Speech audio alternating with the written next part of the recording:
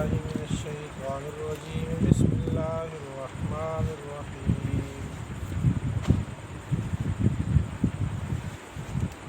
سورہ توبہ آیت نمبر 25۔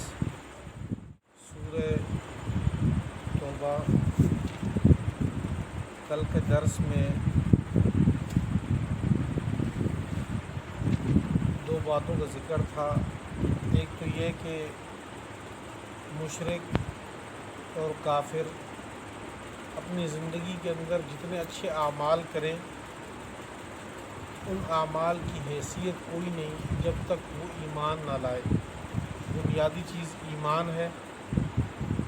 اگر کوئی زندگی میں انہوں نے اچھا کام کیے بھی ہے، جیسے کہ مشرکین مکہ حاجیوں کو پانی پلاتے، ان کی مہمان نوازی کرتے، خانہ کعبہ کی تعمیر ترقی غلاف کعبہ وغیرہ سب وہاں پہ صفائی وغیرہ کرتے، لیکن اس کے باوجود اللہ نے فرمایا تھا اولئک حبطت اعمالہم، ان کے اعمال ضائع ہیں، وفی النار ھم خالدون، یہ جہنم میں ہمیشہ رہیں گے۔ وجہ یہ ہے کہ ایمان نہیں ہے۔ ایمان اللہ کے خزانوں میں سب سے قیمتی ترین چیز ہے۔ اور دوسری بات جہاد کے متعلق ارشاد فرمائی تھی کہ اگر اللہ کے راستے میں جہاد کرنا، اللہ اور اللہ کے پیغمبر کی بات ماننے سے تمہارے آباء و اجداد کی محبت، بچوں کی محبت، بیوی کی محبت، گھر کی، کاروبار، جائیداد، گھروں کی محبت، یہ تمہیں معنی بن رہی ہیں کہ تم اللہ کے رسول کی بات نہ مانو، جہاد نہ کرو، پھر انتظار کرو حتیٰ یأتی اللہ بامری، اللہ تعالیٰ کوئی حکم لے آئے، کوئی فیصلہ کر دے عذاب کا۔ لقد نصرکم اللہ، جہاد نہ کرنے پہ جو عذاب آتا ہے امت مسلمہ پہ، وہ عذاب ایسے عذاب نہیں کوئی اس میں سیلاب آ گیا، زلزلہ آ گیا، طاعون آ گیا، ہو سکتا ہے اس قسم کے بھی ہوں، لیکن اس سے بڑے عذاب اور کیا ہوگا کہ مسلمان آج اس وقت 1 ارب سے زائد ہیں، 1 ارب سے زائد ہیں، 57 اسلامی ملک ہے،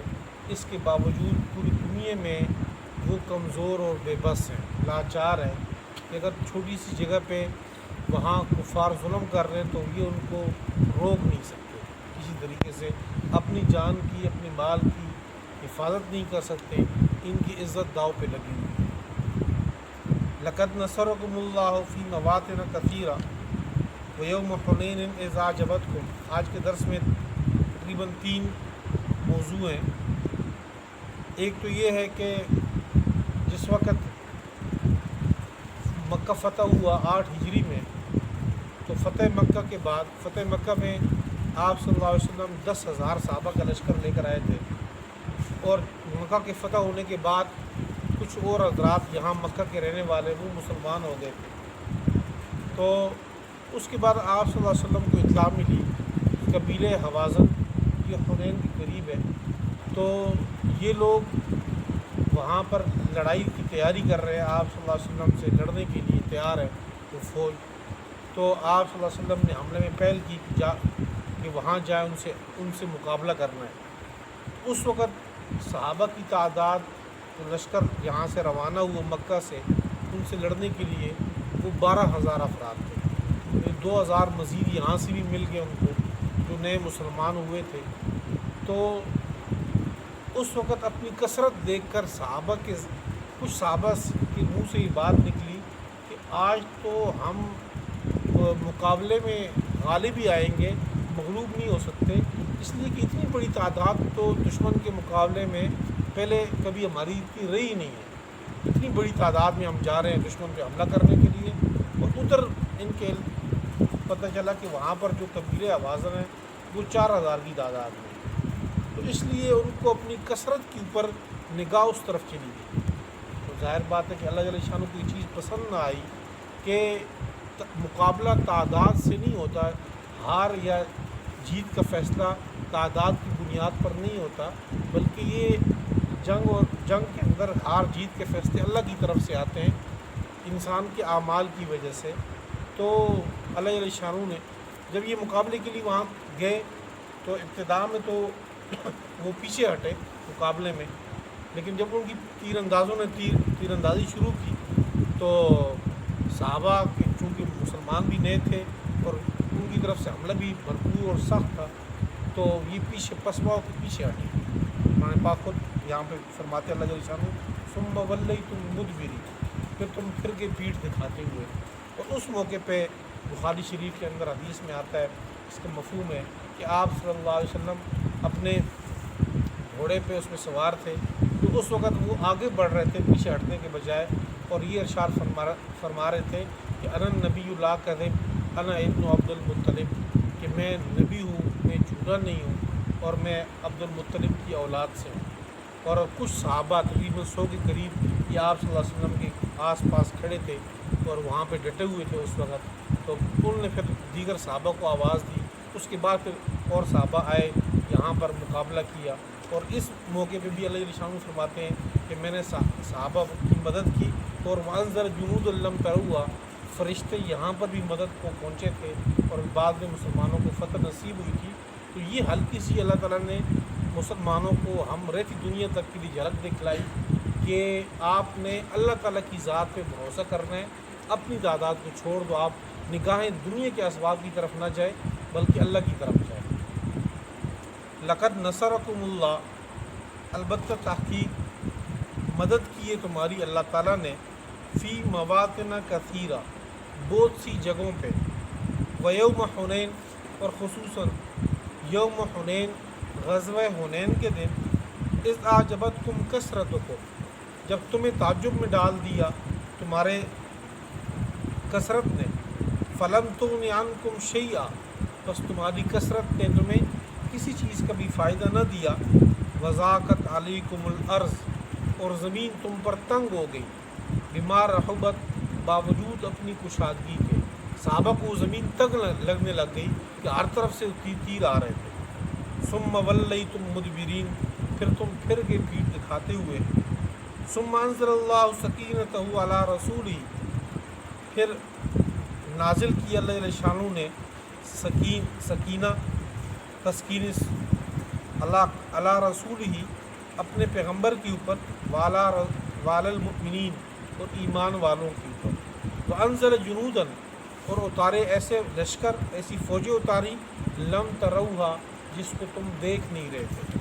وعذب الذین کفروا، اور اللہ تعالیٰ نے عذاب دیا ان لوگوں کو جنہوں نے کفر کیا، وذالک جزاء الکافرین،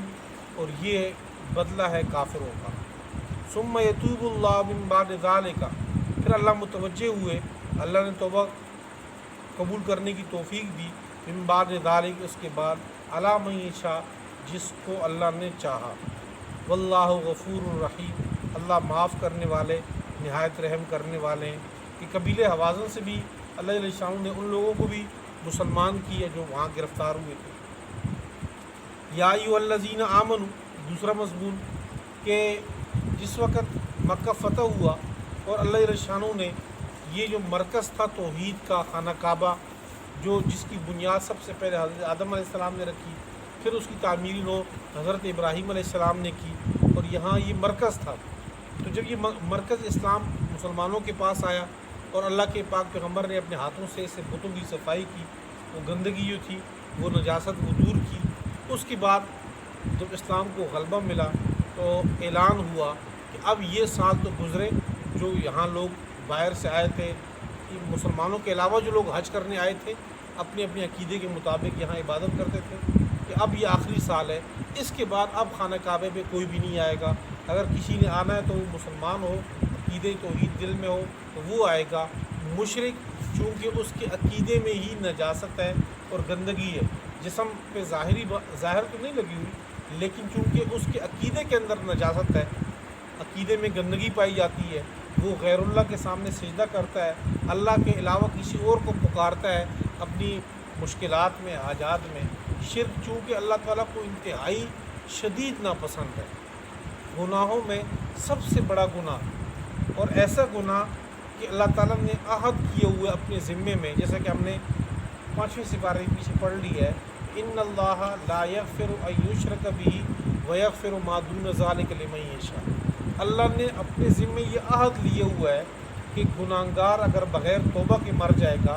اگر اس کے گناہوں میں شرک کا گناہ پایا جائے، کفر کا، اس کی معافی نہیں، بالکل کسی صورت میں معافی نہیں، اس کے علاوہ اگر بغیر توبہ کے کوئی بھی گناہگار مرتا ہے تو کتنے ہی بڑا گناہ کیوں نہ ہو، شرک کے علاوہ قتل ہے، زنا ہے، چوری ہے، ڈکیتی ہے، کوئی بھی چیز ہے، اللہ تعالیٰ کہتے ہیں کہ میں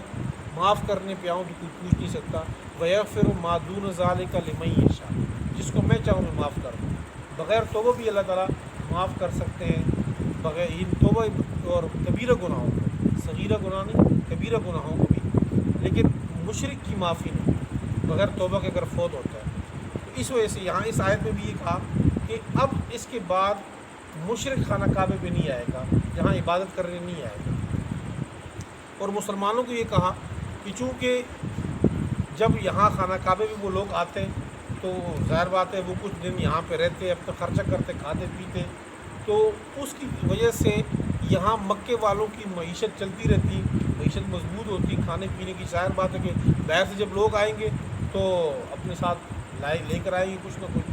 تو خرید و فروخت، تجارت وغیرہ بھی یہاں مرکز بنتا ہے اس کا۔ اللہ جل شانہ نے فرمایا کہ تم ان باہر والوں کو بند کر دو، اس کے بعد اگر تمہیں یہ خوف ہو بھوک کا کہ بھئی ہم کھائیں گے کہاں سے، تو اللہ جل شانہ تمہیں اپنے خزانوں سے غنی کر دیں گے، انہوں کی طرف آپ توجہ نہ کرو۔ آج ہم لوگ بھی جب کوئی حرام کی طرف سے پیسہ آ رہا ہو، مشکوک آمدن آ رہی ہو، تو ہم سوچتے ہیں کہ اگر ہم یہ بند کر دیں تو ہم کھائیں گے کہاں سے، ہم تو بھوکے مر جائیں گے۔ تو یہاں اس آیت کی طرف توجہ دانی چاہیے کہ اللہ جل شانہ، ظاہر بات ہے رزق دینے والے اللہ کی ذات ہے، ایک دروازہ بند کر دیں دو تین دروازے اللہ اور کھول لیتے ہیں۔ اور خصوصاً جب اللہ کے لیے بندہ حرام کو چھوڑتا ہے تو ظاہر بات ہے اللہ تعالیٰ اس کے لیے حلال کا سبب بنا دیتے ہیں۔ یا ایھا الذین آمنوا، اے ایمان والو، انما المشرکون نجس، بے شک مشرک ناپاک ہیں، نجس ہیں، گندے ہیں۔ فلا یقرب المسجد الحرام، پس وہ قریب نہ آئیں مسجد حرام کے، بعد عامہم ھذا، اس سال کے بعد۔ یہ 9 ذی الحجہ کی بات ہے، یہ 9 ہجری کی بات، اس کے بعد نہیں ہے۔ اگلے سال 10 ذی الحجہ کو آپ صلی اللہ علیہ وسلم نے خود حج کیا تھا، اور یہ آپ صلی اللہ علیہ وسلم کا پہلا اور آخری حج تھا۔ اس کے بعد 10 ذی الحجہ کے بعد پھر آپ صلی اللہ علیہ وسلم دنیا سے تشریف لے گئے تھے، فوت ہو گئے۔ وَإِنْ خِفْتُمْ عَيْلَةً، اور اگر تمہیں ڈر ہو بھوک کا، فَسَوْفَ يُغْنِيكُمُ اللَّهُ، ان قریب اللہ تعالیٰ تمہیں غنی کر دیں گے، من فضلہ، اپنے فضل سے، ان شاء، اگر اللہ چاہے۔ ان اللہ علیم حکیم، بے شک اللہ تعالیٰ خوب علم والے، خوب حکمت والے ہیں۔ قاتل الذین لا یؤمنون باللہ ولا بالیوم الآخر، تیسرا مضمون ہے سورہ توبہ۔ قاتل الذین، کہ آپ لوگ قتال کرو ان لوگوں سے جو اللہ پر ایمان نہیں لاتے۔ یا تو لڑائی، اگر لڑائی میں آپ کے آمنے سامنے نہیں آتے تو پھر آپ ان سے کہیں کہ بھئی جزیہ دے دو۔ اب اگر آپ سب سے پہلے تو ہم ان پر اسلام پیش کریں کہ آؤ اسلام کی طرف، کہ دنیا میں بھی کامیاب ہو جاؤ اور آخرت میں بھی کامیاب ہو جاؤ۔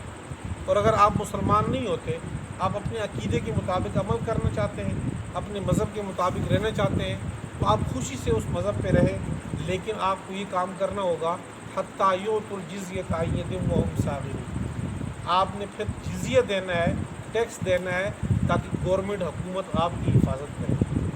اور اگر آپ ٹیکس بھی نہیں دیتے، مسلمان بھی نہیں ہوتے، پھر آخری آپشن کے طور پر یہ ہے کہ آپ ان کے ساتھ لڑائی کرو یہاں تک کہ یہ فتنہ ختم ہو جائے زمین سے۔ قاتل الذین، لڑائی کرو، قتال کرو ان لوگوں سے، لا یؤمنون باللہ، جو نہیں ایمان لاتے اللہ پر، ولا بالیوم الآخر، اور نہ آخرت کے دن پہ، ولا یحرمون، اور نہیں وہ حرام سمجھتے، ما حرم اللہ ورسولہ، جس کو اللہ اور اللہ کے رسول نے حرام بتلایا ہو، ولا یدینون، اور یہ دین قبول نہیں کرتے، دین الحق، حق والے دین کو، من الذین اوتوا الکتاب، ان لوگوں سے جن کو کتاب دی گئی ہے۔ یہ یہود و نصارہ، یہ لوگ دین حق کو قبول نہیں کرتے، اسلام کو۔ حتیٰ یؤتوا الجزیہ، آپ ان سے لڑتے رہو یہاں تک کہ یؤتوا الجزیہ، جزیے کی ادائیگی کریں، عن ید، اپنے ہاتھوں سے، وہم صاغرون، اس حال میں